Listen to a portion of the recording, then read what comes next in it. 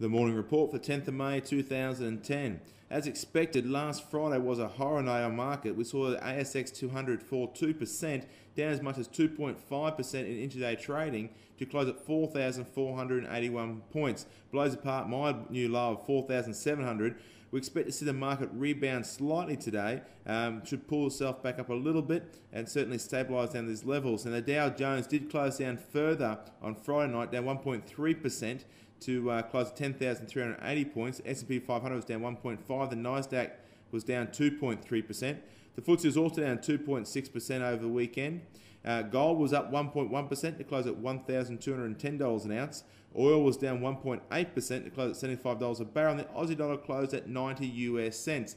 Now we're having an interesting time right now with the debt issues with overseas countries such as Greece and sovereign debt burdens fueling the economy to fall further and certainly putting some fear factor back into the markets.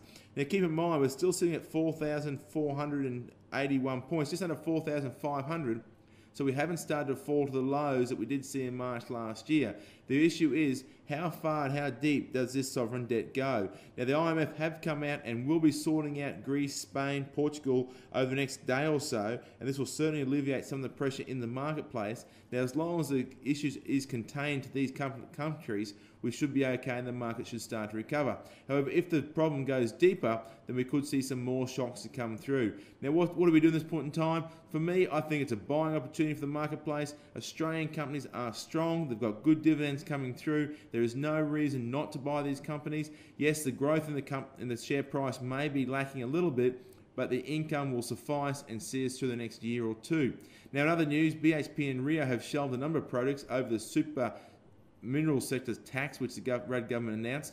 They've announced that the Olympic Dam project may be shelved. It'll be difficult to get approved on these sort of terms, and have highlighted to the government that you will see the companies move more of their work offshore. Now keep in mind that the BHP and Rio comprise 9% of the Australian economy, so this could be a big hit for us, and certainly the big boys are playing their big cards right now with the government.